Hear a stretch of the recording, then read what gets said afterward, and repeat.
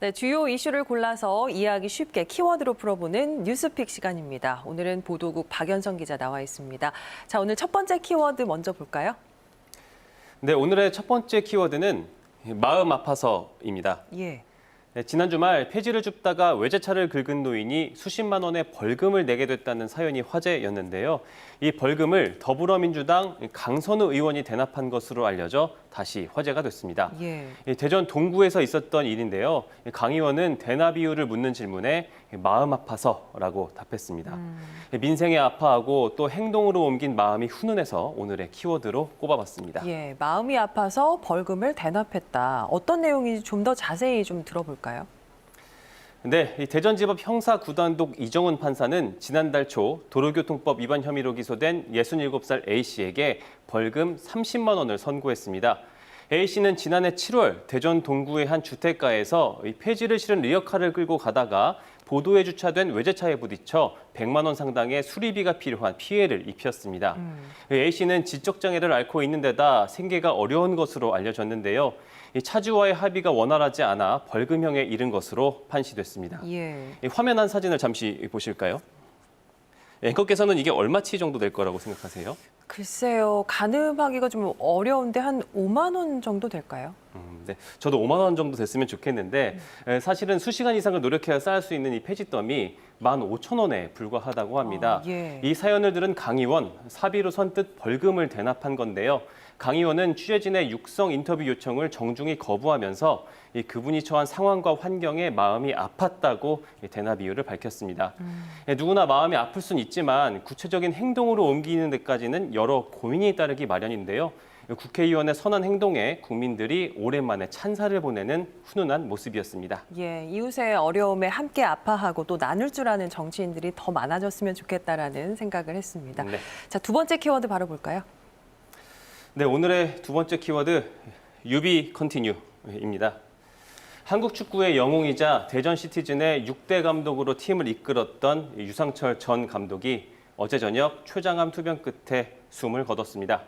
지난 2019년 11월 췌장암 4기 판정 소식이 알려진 뒤 미디어 등을 통해 호전된 모습을 보이기도 했기에 유 전 감독을 응원하던 팬들과 국민들의 충격은 더 큽니다. 예, 고 유상철 전 감독하면 꼭 축구 팬이 아니더라도 2002 월드컵을 경험했던 세대라면 뭐 모두가 알고 있는 대한민국 축구 영웅이잖아요. 네, 그렇습니다. 당대 세계 최고 골키퍼 중 하나였던 폴란드 2대 골키퍼를 뚫어낸 중거리 슛, 잊을 수 없죠.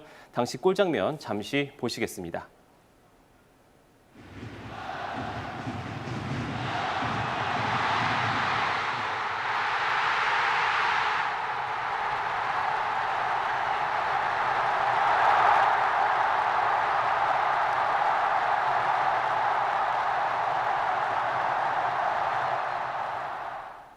언제 봐도 통쾌하고 가슴 뭉클한 골입니다. 예. 2002년 한일 월드컵 이전 우리나라는 이 월드컵에서 승리를 거둔 적이 없었는데요.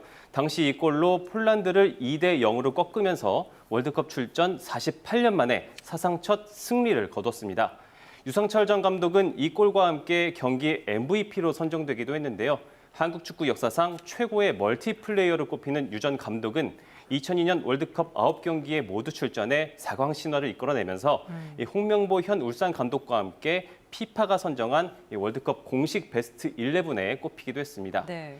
국가대표뿐 아니라 프로 선수로서도 성공 가도를 달렸습니다. K리그에서는 울산 현대에서만 뛰며 수비수와 미드필더, 공격수 전 포지션에서 시즌 베스트 11에 오르는 진기록을 남겼고 1998년에는 15골을 기록하면서 득점왕을 차지하기도 했습니다. 일본 J리그에서도 큰 족적을 남겼는데요. 요코하마 마리너스의 2번의 우승을 선사했고 가시와 레이솔에서는 황선홍, 홍명보와 함께 뛰며 J리그를 평정했습니다.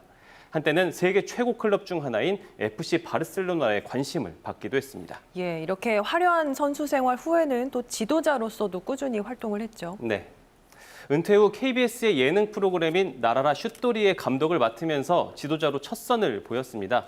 예능이긴 했지만 이강인 같은 대형 선수가 나오기도 했죠.